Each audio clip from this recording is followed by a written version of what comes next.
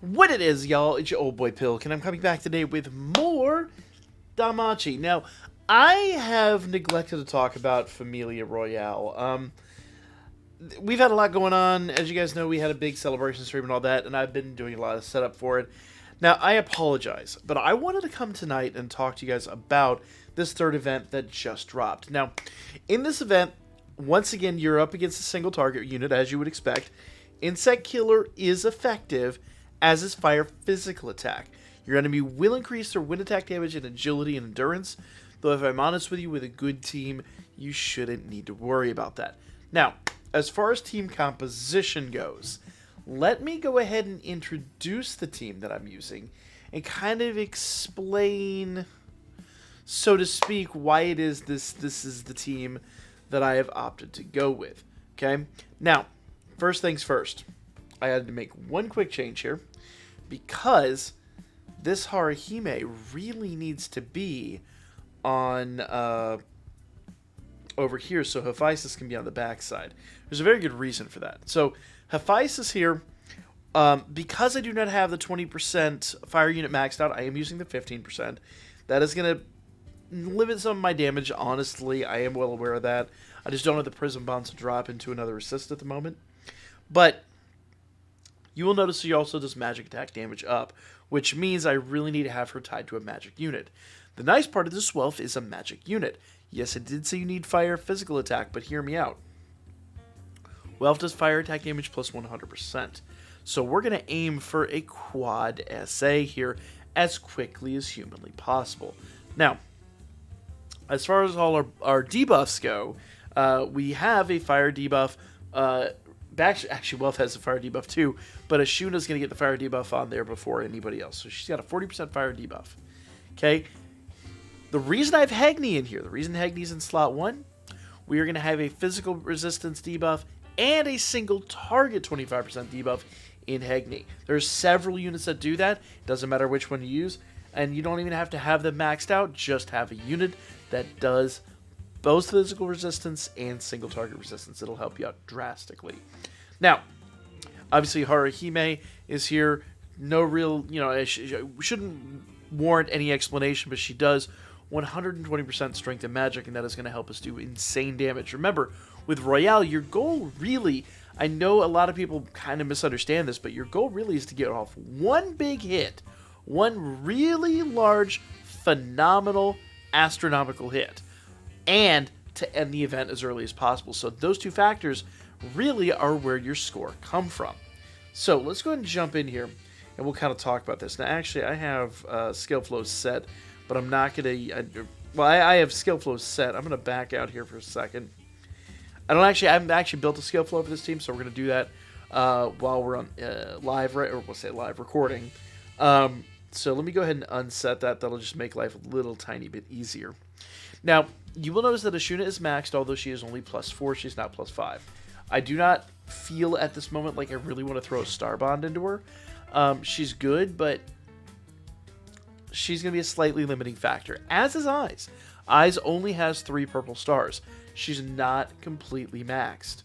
But at this juncture, I don't really want to spend any more hero lights, so it is going to limit a little bit of my damage. I'm fully well aware of that.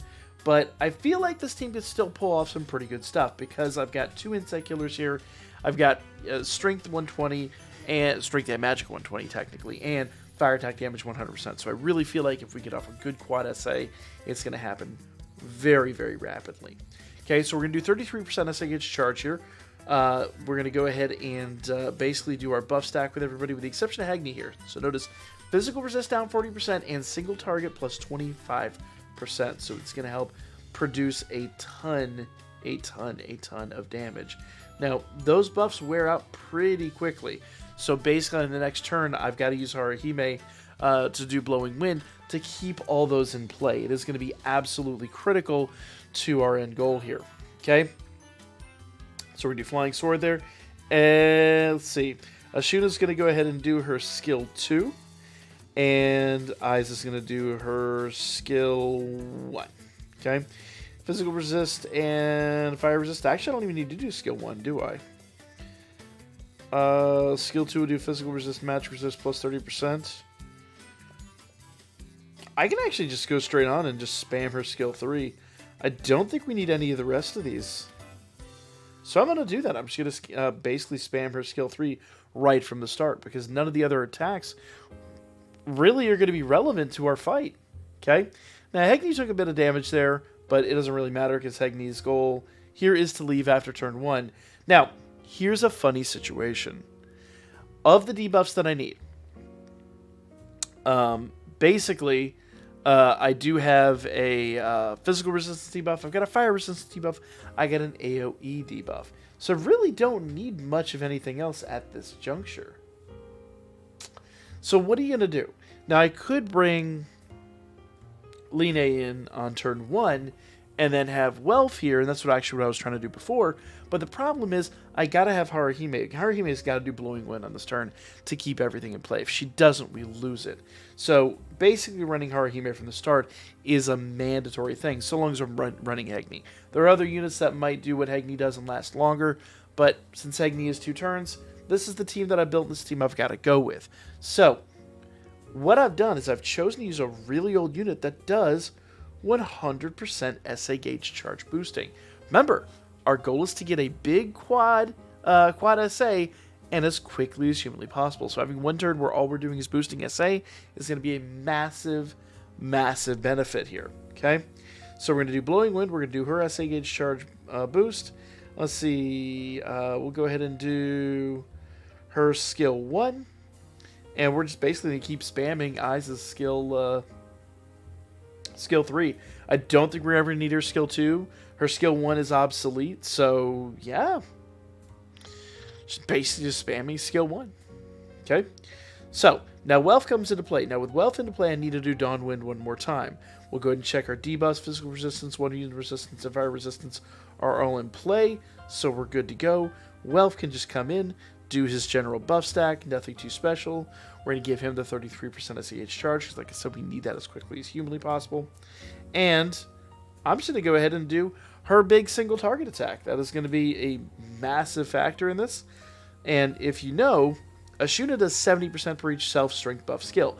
Since she's buffed on the adventure and the assist side, that means that she's going to get a 140% hit. It is going to absolutely thrash. Now, one thing I don't know, I haven't paid enough attention, unfortunately, to be honest here. I don't know if Memoria actually factors into that, to be totally honest here. I do have Memoria in play. I have Memoria for both fire damage and single target damage and physical, or I'm sorry, fire damage and physical damage, and then I've got some countering. So I don't know if that actually is in play. I really do not know, but you'll see here, she has 6% fire attack damage, fire 2 damage, another 6%. So she's got some strength 60% and fire 2 to 60%. So she's got some really good stuff going on. I just don't know if that really affects it at all. But on turn 4, she's going to need to rebuff the skill. 33% HP heal on self will be really, really, really handy. I don't think it's world-endingly important. So actually, I'm going to go ahead and just keep spamming her big hit. I think her big hit is going to be the main focal point here. Now, here with his skill 2, we get 40% for 1 turn. He does low fire magic attack with magic resistance buffs, and remove magic resistance buffs on foe. We don't really need any of the above. And his big single target is 80% per each target's fire resistance debuff skill. So, since we have fire resistance down on both the adventure and the assist side, it would just make sense to go ahead and hit him for the for the full 160%. And of course, because we have some of those debuffs running out, we need to do Blowing Wind one more time. So yeah, let's just go. And you'll notice that on turn 4, actually by turn 5, we have a double SA already. So we're going to get our quad pretty quickly. That is just one of the benefits of having so much SAH charging on this team. I have Haruhime, which gives 33% to all allies. I have Finn, who also gives 33% to all allies on the assist side. I have on Haruhime, I've got the Haruhime assist that gives 111%, and of course we got the 100% Tione. So we are doing pretty darn good with SA charging. SA charging is going to be pretty rapid. So let's see here. So those are good there. I'm going to go ahead and do Nightstorm, which means next turn, let's see, Nightstorm is No, I'm going to have to go do Blowing Wind one more time because I've got to do Dawn Wind next turn. So if we do Blowing Wind one more time, then we'll do Dawn Wind, and then we'll do Night Storm, and then we'll go back to Blowing Wind. So everybody else just does their big single target attack because I'm not worried about their extra attacks. Look, we're already getting 1.5 million out of just a base level attack. So, yeah, I'm not really losing sleep here. I don't think the extra attack is going to be enough to be worth the expense of basically foregoing one of those big single target attacks. So I'm just going to spam those single target attacks. Now, I did talk about it. We need to do Blowing Wind again on this turn. And the debuffs are good. So we'll go and do Blowing Wind. I'm sorry, Dawn Wind. And everybody just keeps doing the skill 3. And let's, just like I said, it's really super easy. Like this is kind of a no-brainer run. Like it doesn't take a rocket genius to figure out how to handle this situation. Now, once again, I could go back and try a few of these where I, reset it and grab a little bit of that extra damage. But I honestly think the deficiency in rebuffing that 2 or 3 times versus getting these big percentage attacks every single time, I just don't think it's going to pay out. Now, I could be wrong on that. I could be totally wrong on that, but I just don't foresee it paying out. So we keep doing skill 3 with them. Let's see. Haruhime's got Dawn Wind for 3 turns. Our opponent is pretty much good to go there. So we can do Night Storm. Night Storm will help give us some extra, critical penetration rate buffs as well as counter buffs, basically to help Haruhime heal our allies. Now, the only downside is it's turn 8, and we do not quite have a quad SA. Pretty close, not quite. There are a handful of things I might be able to do to make that happen, but as it stands right now, we are where we are. So turn 9, we're going to do our quad. So I'm going to go and do Blowing Wind. Everybody else is going to do their 3rd skill, and we'll just finish up this run. Now, our opponent is down by half. And the main reason for that is because, once again, both Ashuna and Eyes are insect killers, and both of them are doing their big single target attacks. So that is a huge factor in this. Now, on this turn, everybody, and I do mean everybody, is going to SA. We're going to do a quad SA. We've got, what is that, 29 million damage left. Ooh, I don't know if I'll be able to take all that off, but we'll see. We shall see. Only time will tell. So remember, Haruhime does 100% strength and magic boost. Okay. I don't really talk about what Ashuna and Eyes do. We can talk about that shortly, but they both get a percentage boost on their attacks. So Ashuna's going to do... Let's compare. Ooh, 4.4 mil. Eyes is going to do 5.8. I knew keeping Eyes in the back end was going to be worthwhile. Bam. Look at that. Look at that. Now, our opponent is not really down. And once again, I want to point out that 5.8 could be a lot higher. Now, the other thing that I'm lacking here is an assist that, an adventurer that does like a 50, 60% physical or fire resistance or all the above. The honest answer is I just don't foresee that being readily available to build into this team because you'd have to sack units to do all this stuff. So this team is just a pretty straightforward team. Like nothing really out of the general context of what you would kind of understand and expect here. Now I'm going to let Blowing Wind kind of expire for a moment. And I'm going to send everybody back here because if I don't do that, we're going to lose the debuffs on our opponent. We don't want to lose those debuffs. Now, we will lose some of the buffs and whatnot, but I don't think we need them to be totally fair and honest here. I think we're golden. So let's go ahead and just do Blowing Wind one more time. Keep everybody pretty well happy. Let's see. So, yeah, buffs are good to go for several turns. Actually, you know what? I'm going to make this easy. We got 2 turns left on that. I'm going to go do Dawn Wind on this turn just to be on the safe side, just in case we go a little further. I don't foresee it being the case. In fact, you can kind of look at the opponent's health and go, yeah, we're going to end this really quickly. But go back over there, and I'm actually going to choose Eyes here. Now, Eyes does The big difference between Eyes and Ashuna. So Ashuna does 70% priest targets, fire resistance skill. She also does strength, magic, and fire attack damage 90%, which is unnecessary because we already have 120% strength and magic and 100% fire attack damage. So it's kind of a moot point doing that. Like, there's really just no point in that. But that 70% is massive, absolutely massive. Now, when it comes to Eyes, she does 60% priest self strength buff skill and self increase SA charge by 100%. So she helps the SA charge along, and she hits like an absolute truck. So while in theory Ashuna should have hit harder, it seemed like Eyes did.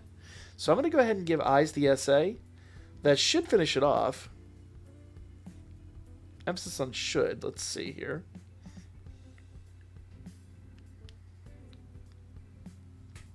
Just does seem like Eyes hits a little tiny bit harder than Ashuna, and that was that. So turn 12 kill. We got a 3 point something mil on that one. Once again, if I had purple stars all the way through, it would have been a lot easier. 23 mil. I don't feel like that's a good score. I feel like that's kind of a mediocre score. I probably can do much better. But here's how this is tallied up. So you get a default score. You get a battle turn score, which is a percentage of based on whatever turns you're on. That's your total score. Added to your highest damage, which is 5.8 mil.